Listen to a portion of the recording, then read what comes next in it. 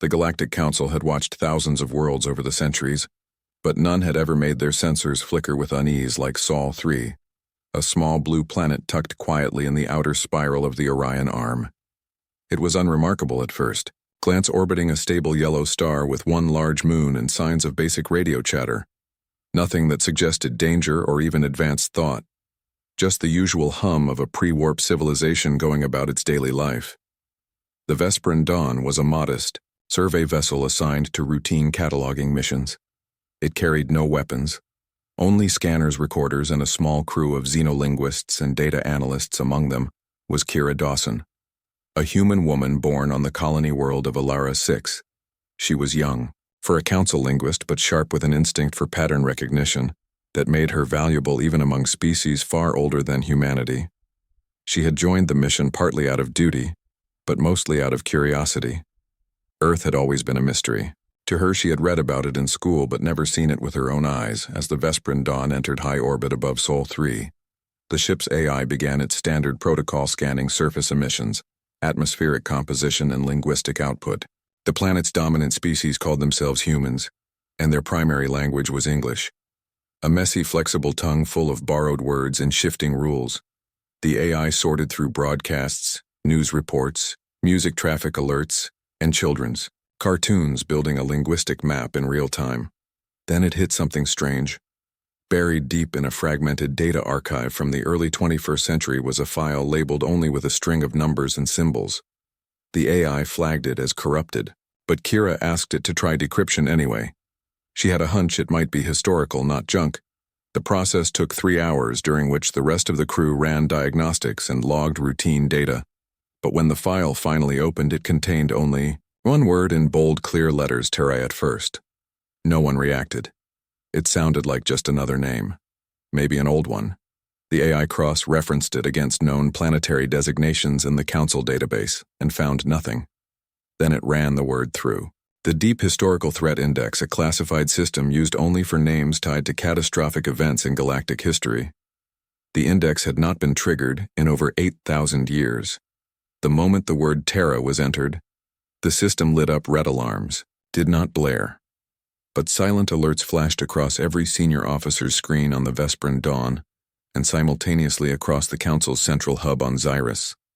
The word was flagged as Tier Omega A, designation reserved for entities so dangerous they had been erased from official records after the Cataclysm epoch. A time so ancient, most species treated it as myth. Kira did not understand what was happening. She saw the alert but had no clearance to view the full file. She asked the AI for context, but it refused to elaborate, citing Security Protocol Delta 7. She turned to Commander Joss Renner, the Vesperan Dawn's captain, a calm Varelian with silver skin and slow blinking eyes. He looked at the alert, then at Kira, then back at the screen. His usual composure cracked just slightly. "You found it," he said quietly. "Found what?" Kira asked. The name, he said, the real name. He would say no more, but ordered the ship to hold position and sent an encrypted burst transmission to the Council. High command. Within minutes, the Vesperan Dawn received new orders. Do not engage, do not broadcast, do not approach the surface, await further instruction. Kira stood at the observation deck, staring down at the swirling blues and whites of Earth. She felt a chill that had nothing to do with temperature. She had grown up hearing stories about humanity's past wars, plagues, and mistakes, but also its art, music, and courage. She had always thought of Earth as a cradle, not a weapon. But now the Council was afraid. Meanwhile, on the surface of Earth, life went on as usual in a small town in Nevada. Derek Cole wiped grease from his hands and stepped back from a prototype fusion thruster mounted on a test rig. The device hummed softly, its magnetic coils glowing faint blue in the desert dusk. It was not perfect, but it was close enough to make his heart race. He had spent 3 years designing it, working late nights in a garage with spare parts and stubborn hope. His team gathered around him, some in worn jackets, others in faded t-shirts. They were engineers, students, and dreamers, all of them united by a simple belief that humanity belonged among the stars. Not just on this one fragile world did it hold. She asked a young woman named Lena Cruz for 6 minutes, Derek said, smiling. We got stable ignition longer than last time. That's enough to reach Mars, she said. Maybe even further, he replied. They did not know that light years away, their planet's ancient name had just resurfaced in the archives of a galaxy that had spent millennia trying to forget it. They did not know that fear was spreading through council chambers as old species whispered to one another about the unbroken, the ones who never surrendered, even when the sky burned back. On the Vesperan dawn, Kira watched as new data poured in from Earth. Not just radio waves, but social feeds, scientific papers, poetry uploaded to public servers, and live streams of classrooms where children debated ethics alongside equations. It was chaotic, messy, and alive. She turned to Renner again, this time with more urgency. What happened during the Cataclysm epoch? He hesitated, then spoke softly. They say the Terrans fought a war against an alliance of 17-star empires. The empires had fleets that darkened suns and weapons that unraveled time itself. But the Terrans did not have that. They had something worse. What they kept getting back up. He looked at Earth again, his voice barely above a whisper, and they never forgot who they were. Kira said nothing, but her hands trembled slightly, not from fear, but from something deeper, recognition maybe, or pride, she did not know yet. But one thing was certain. The galaxy had just remembered a name it had tried to bury, and now it was holding its breath, waiting to see if the story would begin again. Deep in the heart of the Galactic Council's central archive on the planet, Xeris, a vault older than most civilizations, sealed tight for 8,000 years, began to stir the name. Terra had unlocked it not by force, but by memory. The system recognized the word as a key, and with a soft hum, the ancient records unspooled into the Council's main data stream. High Arbiter Lorn Vex stood alone in the Chamber of Echoes, a circular room lined with crystalline memory cores that held the galaxy's darkest truths. He was tall, with pale blue skin and eyes that had seen too many wars. He had read every major historical file, but never this one. The Cataclysm epoch was forbidden knowledge even for him. The file opened slowly, revealing fragmented log star charts scorched by energy blasts and voice recordings filled with static and screams. It spoke of a time when the galaxy was ruled by 17 great empires, each vast and proud. They had formed an alliance to eliminate a single threat, a species from a remote system who called their world Terra. The empires believed it would be swift. They were wrong. The Terrans did not have planet-cracking weapons or time-folding drives. They had something quieter and far more dangerous. They adapted. They learned. They turned defeat into lessons and loss into fuel. Their ships were patched together from wreckage, their weapons reverse-engineered from enemy tech. Their soldiers fought not for conquest, but because they had nowhere else to goon. Logs stood out. It was from a Varelian admiral whose fleet had surrounded a Terran colony world. The admiral demanded surrender. The Terran commander replied, "We do not know that word." Then the colony detonated its own sun, not to kill the fleet, but to blind it long enough for evacuation. The admiral's final words were they sacrificed their home to save their people. What kind of species does that? Lorn Vex felt cold. He had heard myths as a child, stories told to frighten young ones about the unbroken ones who walked through fire and never looked back. He had thought them exaggerations, but now the proof was in front of him. And it was worse than legend. He activated the emergency council chamber within the hour. Representatives from over 200 species gathered in holographic form, some in robes, others in armor, many with faces hidden behind masks of protocol. Fear moved through them like a current when Lorn displayed the Terra file. Silence fell so deep it felt like the air itself had stopped moving. The Cathari delegate, a species known for their brutal honesty, spoke first. Quarantine the system now before they remember who they are.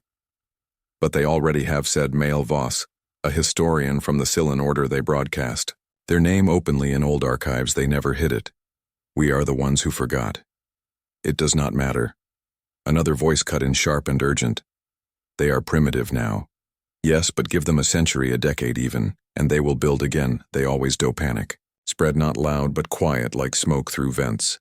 Species that had not spoken to each other in centuries exchanged urgent messages. Old rivalries were set aside in the face of a shared dread. The council had faced many threats, but none like this. Because this one did not roar, it waited. It learned, it endured. Meanwhile, on the Vesperan dawn, Kira Dawson sat alone in her quarters. She had been ordered not to access any further data about Terra, but she could not stop thinking about it. She pulled A public human broadcasts again. Not the old files, but current ones. She watched a teacher in Kenya explain orbital mechanics using sticks and stones. She saw a group of teenagers in Brazil build a water purifier from scrap metal she listened to. A song written by a man in Oslo about losing his home to rising seas and still choosing hope. This did not feel like the species from the Cataclysm logs. She requested a meeting with Commander Renner, and to her surprise he agreed immediately. They met in the ship's quiet lounge, the stars outside the window unmoving. "You feel it too, don't you?" she said. He nodded. "They are not what the records describe, or maybe they are but changed, or maybe the records only saw them in war." She said, "What if that was not their true face, just their last resort?" Renner looked at her for a long moment, then lowered his voice. "There is someone you should speak to on Xyrus. Her name is Mira Boone. She is human, but raised off-world. She advises the Council on Priya, warp species. She has been asking for access to the Terrafile for years. They always denied." Her Kira frowned. Why would a human care about an old name? Because she knows what it means. Renner said Terra is not just a name, it is a promise. Before Kira could ask more. The ship's alert system chimed softly. Not an alarm, but a priority update from Earth. The Council's deep space monitors had detected something unexpected. A human probe long thought dead had reactivated near the edge of their solar system. It was Voyager 2, launched in the late 20th century, a relic of early human spaceflight. It should have been silent, its power long gone, but somehow it had woken up and was broadcasting a simple repeating message in over 50 languages. We're still here.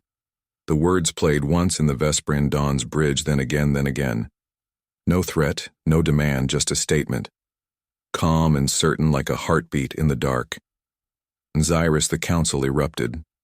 The message was not aggressive, but it felt like a warning. They argued for hours. Some called for immediate blockade. Others for first contact disguised as aid, but all agreed on one thing. Humanity could not be ignored any longer. Lorne Vex stood at the center of the chaos. His mind racing, he remembered a line from the old logs: the Terrans do not declare war. They simply show up and refuse to leave. He turned to his aide. Activate protocol. Theta full quarantine. No signals in or out. No vessels near Sol. 3, we will contain them, before they remember their own strength. But as the order went out, Mael Voss whispered to a colleague, "What if they already have, and far away on a quiet hill in Nevada?"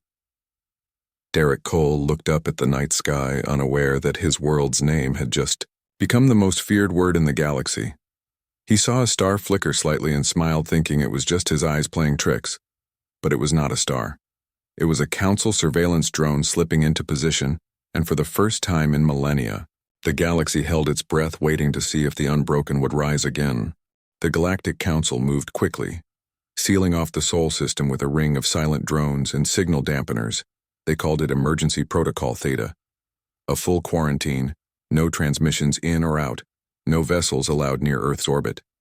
The Council believed this would buy them time to decide what to do with a species that carried the name of an ancient terror.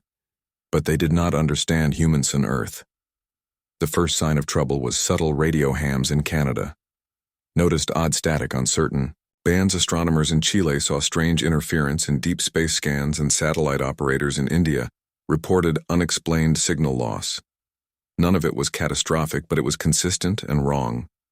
At first, scientists assumed solar flares or equipment failure, but when the anomalies spread and deepened, they began to suspect something else. Lena Cruz, working alongside Derek Cole in Nevada, picked up a repeating distortion on their long-range comms array. It was not natural. It was too regular, too precise. She ran diagnostics, then looked up with wide eyes. "Someone is jamming us." "Jamming? Who would jam Earth?" Derek asked. "That's the problem," she said. "No one should even know we're here."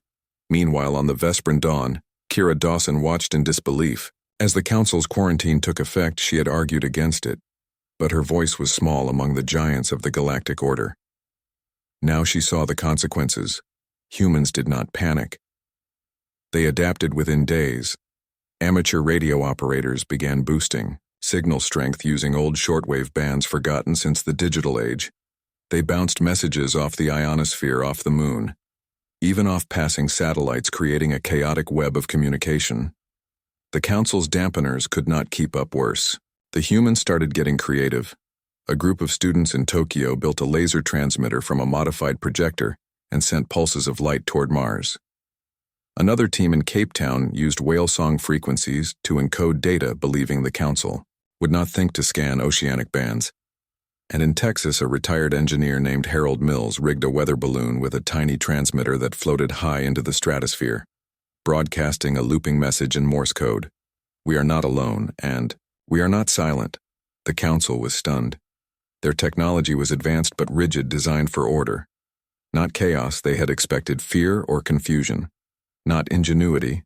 Osiris High Arbiter Lorne Vex received daily reports, each more unsettling than the last. The quarantine was failing. Not because of force, but because humans refused to be silenced. They treated the blockade like a puzzle, not a prison. In the middle of this chaos came a new development. The human deep space probe Voyager 2 had not only reactivated, it had begun moving slightly, adjusting its course using the last drops of its power, not toward any planet but toward the outer edge of the Sol system, as if reaching for something beyond. Mira Boone watched this from her office. In the council's advisory wing, she was human, but had never set foot on Earth, raised on a research station near Alpha Centauri. She knew human history better than most humans themselves. She had spent years studying the Cataclysm epic, not out of fear but out of pride. She believed the Terrans had been misunderstood. The galaxy remembered their war but forgot their reason. They did not fight to conquer. They fought because they were cornered, and even then they offered peace first. She requested an emergency audience with Lorne Vex, and this time he granted it. "You must stop the quarantine," she said as soon as she entered his chamber. "Why?" he asked. "Because it is provoking them." She said, "They do not understand why they are being isolated. They will assume it is an act of aggression, and humans do not back down from aggression. They study it, they learn from it, they overcome it. They are primitive." He said, "They have no warp drive, no energy shields, no fleet. They have something better." She said, "They have time and they are very, very patient." Before he could respond, an alert flashed on his console. The human probe had transmitted again this time. Not just words, but data.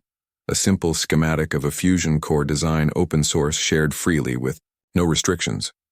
It was crude by council standards, but elegant in its simplicity, and it worked. Lorne stared at the design. Then at Mira. "Why would they send this?" "Because they want to help." She said, "They do not know.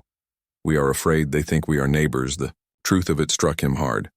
The council had assumed the worst because of an old name, but Earth had done nothing but reach out even now under blockade. They were sharing knowledge, not hoarding it. Still, he could not lift the quarantine, not yet. The fear ran too deep in the older species, they would not understand. But then something unexpected happened. A council patrol drone near Jupiter detected a small human vessel. Not military, not even official. Just a privately built craft, painted bright orange with a name on the side, Star Hopper 1. It was piloted by two civilians testing a new ion drive. They drifted close to the drone, unaware of its purpose. They waved at it through the viewport, then took pictures like tourists. The drone recorded everything and sent it back to Xyrus.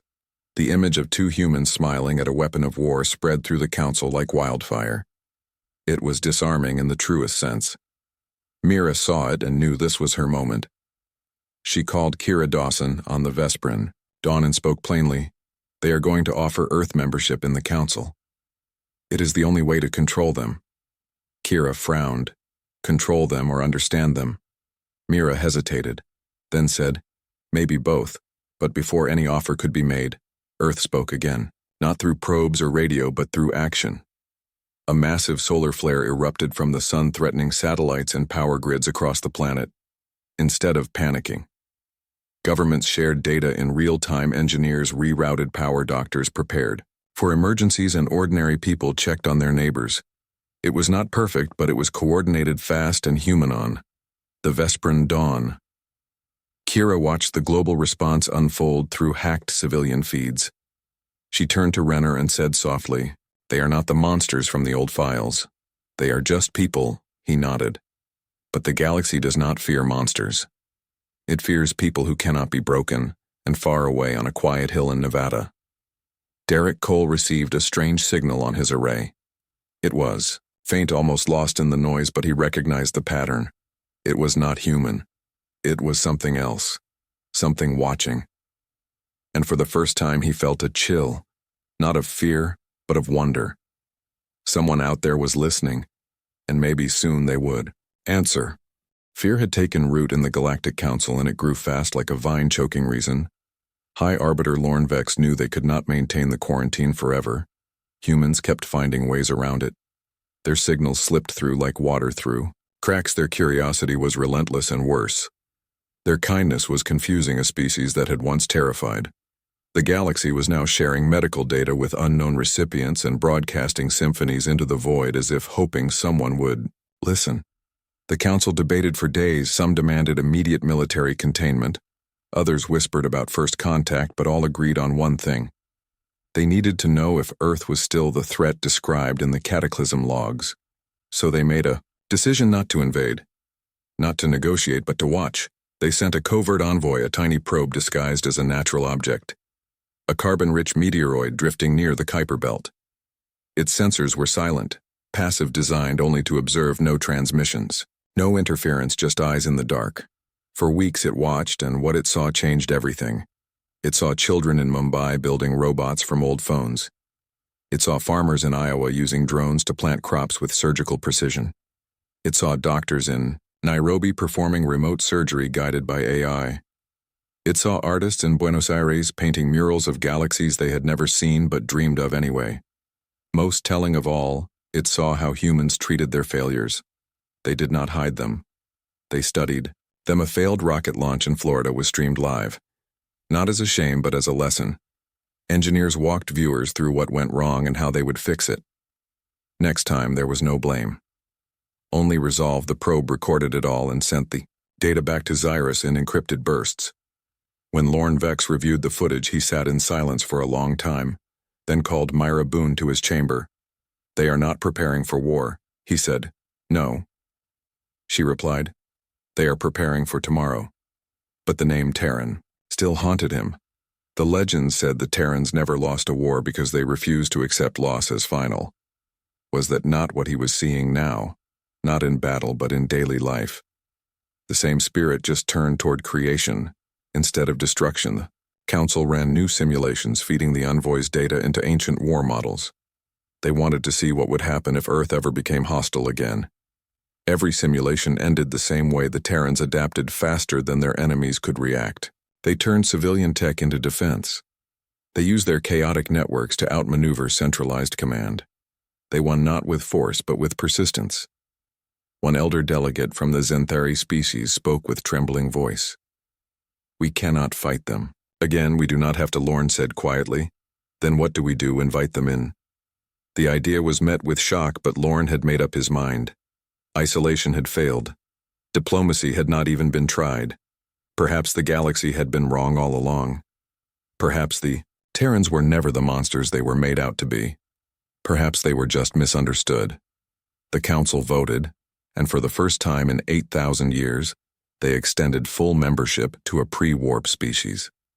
The message was sent, not through drones or encrypted channels, but openly on every frequency they could reach. It was simple and formal. "Greetings from the Galactic Council. We invite Sol 3 to join us as equals on Earth." The signal arrived during a quiet hour over Geneva. Scientists at the World Communications Hub stared at their screens, unsure if it was a hoax, a prank, or something real. They traced the source and found it came from deep space with no known origin. They played it again and again, then sent it to every major government. Within hours, the world knew. In Nevada, Derek Cole heard the news on a crackling radio while adjusting his thruster. He stopped mid-turn and just listened. Then he looked at Lena and said, "Well, it is about time." Kira Dawson aboard the Vesprin. Dawn felt tears in her eyes. She had hoped for this, but never believed it would happen so soon. The Council expected a cautious reply, maybe even fear, but Earth's response came within 12 hours. It was not from a government or a military. It was from a global coalition of scientists, artists, engineers, and teachers, and it was broadcast in over 200 languages. "Thank you for the invitation. We accept." That was it. No demands, no conditions, just acceptance. The Council was stunned. They had prepared for suspicion, for negotiation, for pride, but not for grace. Lorne Vex read the message 3 times, then turned to Mira. What do they want? She smiled. They want to talk. Preparations began at once. Earth would send delegates to Xeris, not soldiers, not spies, but civilians chosen by global consensus. Kira Dawson was named as linguistic advisor, Derek Cole as lead engineer, and Lina Cruz as technology liaison. They would represent not one nation, but all of humanity, as their ship was prepared, small vessel built with human hands and human hope. The council watched with a mix of awe and anxiety, but not all were pleased. A faction within the council led by the Cathari argued that this was a mistake that the Terrans were lulling them into. Trust that their true nature would emerge once they had access to advanced tech. Myra heard the rumors and warned Lorne. They are afraid of what they do not understand. Let them be afraid. He said, but we will not let fear write the next chapter. On the day of departure, Derek stood on the launch pad looking up at the stars. He thought of Voyager 2 out there somewhere still sending its message. He thought of all the people who had dreamed of this moment and never lived to see it. We are ready, he said, and as the ship lifted off, not with fire but with quiet hum of new engines, the galaxy held its breath once more. Not in terror this time, but in wonder, because the Unbroken were coming not to fight but to speak, and no one knew what that would mean for the future. The council chamber on Xeris was vast, a dome of polished obsidian and light, where representatives from 200 species gathered in silence. The air hummed with tension, not of war, but of waiting. They had seen the human ship approach, small, unarmored, built not for battle but for travel. It carried no weapons, only people. And that alone made many uneasy. Kira Dawson stepped onto the chamber floor, first dressed in simple gray fabric. No insignia, no rank, just a human among giants. She was followed by Derek Cole, his hands still bearing the calluses of engine work, and Lina Cruz, who carried a data pad, not as a shield, but as a gift. They did not march. They walked calmly, as if they belonged. And in that moment, something shifted. High Arbiter Lorne Vex rose from his seat, not in challenge, but in greeting. He had expected arrogance or fear, but found neither. These humans carried themselves with quiet confidence. The kind that comes not from power, but from knowing who you are.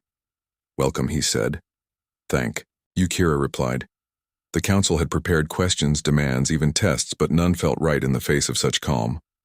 Lina stepped forward and offered her data pad to the nearest delegate, a gentle being from the Hylos cluster who accepted it with trembling hands. The pad contained open-source designs for clean energy, water purification, and medical scanners, all shared freely.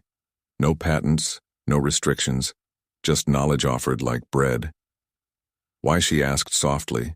Because it helps people, Lina said. The delegate looked at her, then at the pad, then back at the council, and for the first time in centuries, someone in that chamber smiled.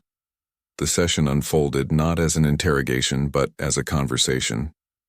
Kira explained that Terra was not a war name. It was an old word from Latin meaning earth or soil. It spoke of connection, not conquest. It was the name farmers used when they spoke of their fields, the name poets used when they wrote of home. It was never meant to frighten. Drick added that humanity had spent centuries making mistakes, wars, pollution, division, but they had also spent just as long trying to fix them. They were not perfect, but they were trying. And that was what mattered. Lorne listened carefully, then asked the question that had haunted the galaxy for weeks. Are you the Terrans from the Cataclysm? Kira looked at him, not with pride, but with sorrow. Yes, we are, but that was a long time ago. We were cornered. We lost everything we loved. We fought because we had no other choice, but we do not wish to fight again. Silence filled the chamber. Then Mael Voss, the silent historian, stood and spoke to all present. The records say the Terrans never surrendered, but they do not say why it was, because they valued life so deeply.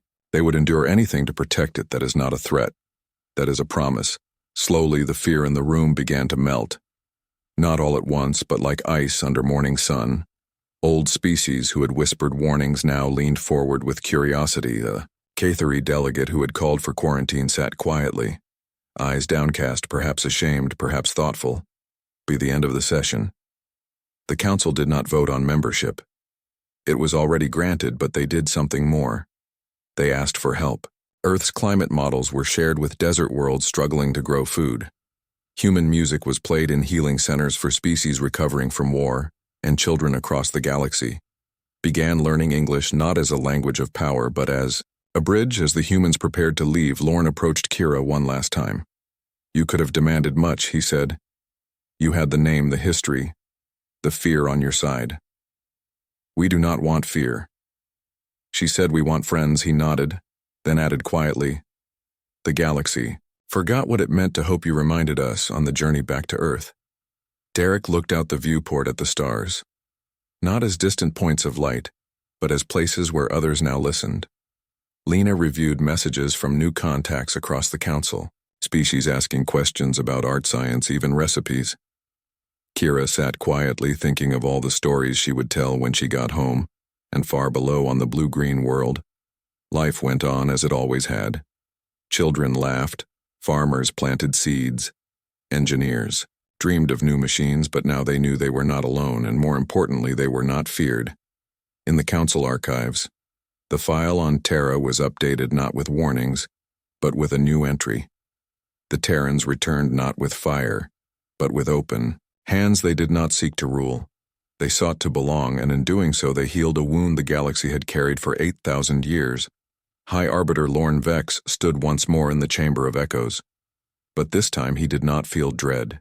He felt peace. He spoke one sentence into the record, and it was saved in every language known to council and human alike. The name Terra is no longer a warning. It is a promise that even in the darkest times, life finds a way to begin again. And across the stars, for the first time in millennia, the word was spoken not with terror but with quiet joy.